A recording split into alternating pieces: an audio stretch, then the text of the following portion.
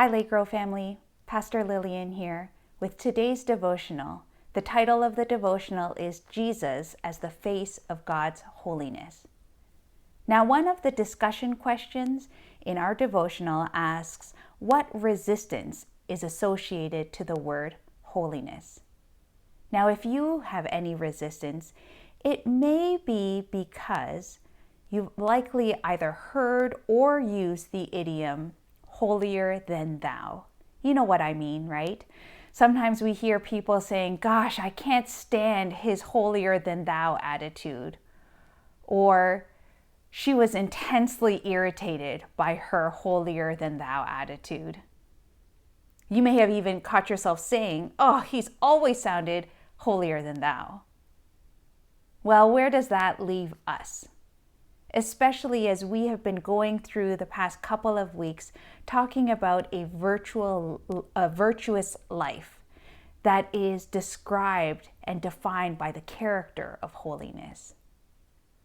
Well, the devotional reminds us that we are empowered by God to live holy lives. And today we look at Jesus as the face of God's holiness. We are looking at Luke chapter 4. And just to give us an overview of the chapter, we find that at the beginning, Jesus is tested in the wilderness by Satan. Now, Satan recognizes Jesus as the Holy One of God. 3 times Satan says, if you are the Son of God. And all the 3 times Jesus withstands the temptation, rebuking Satan. Then in verse 14, Jesus stands in the temple in Galilee in the power of the Holy Spirit, and then he moves to Nazareth, teaching in the synagogues, identifying himself as the Holy One of God. Now, as he identifies himself as the Holy One of God, how did the people respond? Initially, they are amazed by his wisdom. But in verse 28, it says that all the people in the synagogue, all of them, were furious.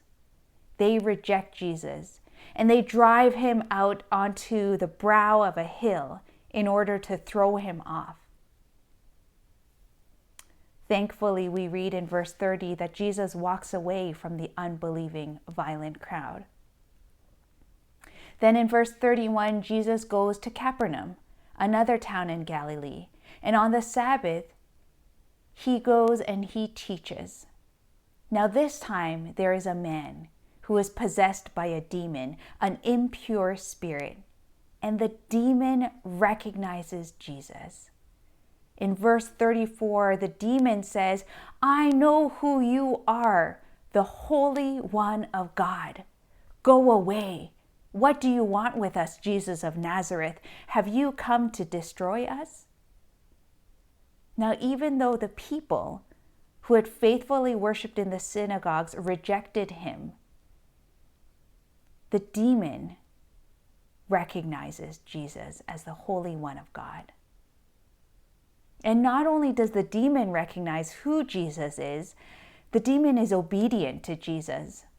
In verse 35, Jesus commands, be quiet and come out of him. Then the demon throws the man down and comes out without injuring him. In Jesus, we see the face of holiness, the face of God's holiness, who is the Holy One of God. So as we read and study and contemplate what holiness means to us as followers of the Holy One of God, I pray that the Holy Spirit will correct any negative misconception or attitude or behavior that we might have. And I pray that the Holy Spirit will restore and empower and equip us to live a biblical, virtuous life characterized by the holiness of Christ.